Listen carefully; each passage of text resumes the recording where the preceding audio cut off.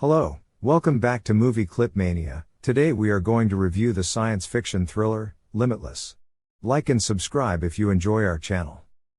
Eddie Mora is a striving creator in New York City.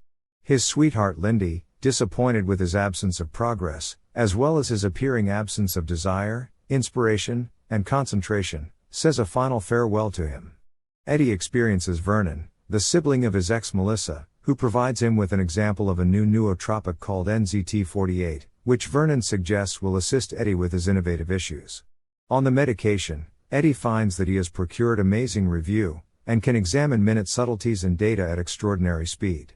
As the pill produces results, he is being hollered at by his landowner's significant other. With his new power, he quiets her down, assists her with her graduate schoolwork, and lays down with her.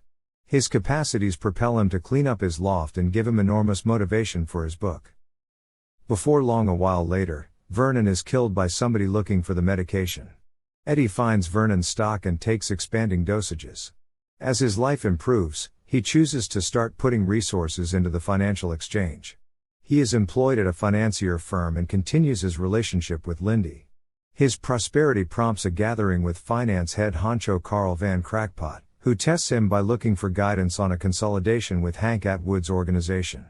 After the gathering, Eddie encounters a 18-hour loss of memory, which he alludes to as a period skip. The following day, in a gathering with Van Crackpot, Eddie sees a news broadcast that a lady has been killed in her lodging. Eddie perceives her as the lady he laid down with during his time skip and suddenly leaves the gathering. Eddie understands that everybody taking NZT48 is either hospitalized or dead. A man in an overcoat is uncovered to have been following him. Lindy tells Eddie she can't be with him while he is on the medication.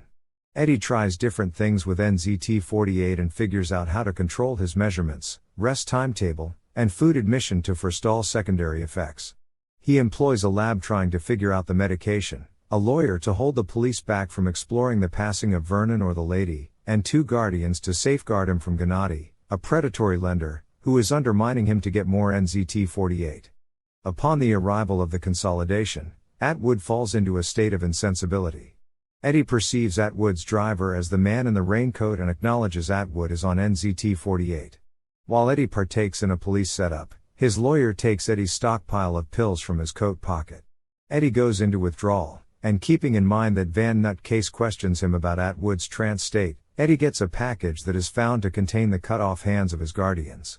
He rushes home and secures himself, before Gennady breaks into Eddie's loft, requesting more NZT48.